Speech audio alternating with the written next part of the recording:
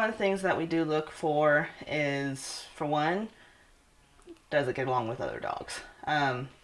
If it is an owner surrender, normally I will take one of my personal dogs with me to see, how they are.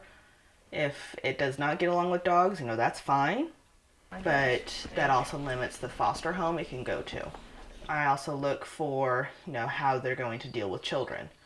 A couple of things that, kids do is they pull, they pinch, they heavy hands, meaning heavy pats.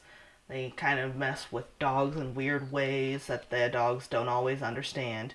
And so to see if a dog's going to be at least tolerant of a child, then I kind of mimic the same things. So it's various things like, can we look at their teeth fine?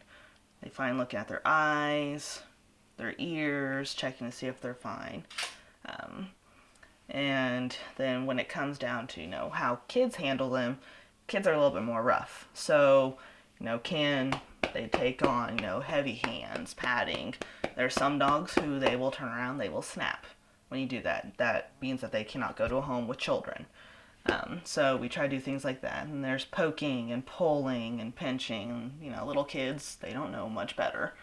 And mom and dad aren't always going to be around 24/7 to watch them. Each of the animals that's in our program, doesn't matter if it was born into our program, brought into our program by another individual, whatever it is, has got to have a file on it. That file has to include our front sheet that we will keep for our for our own use. That does not get sent to the adopter. It has its vaccination medical sheet, which has to be filled out and updated each time. We have to make copies of all the pieces of paper, no matter if it's 3 pages or 15 pages. There are some days that I have to work on a bulk of it, and that can take me upwards of 12 hours. All the animals in our program have got to be spayed or neutered.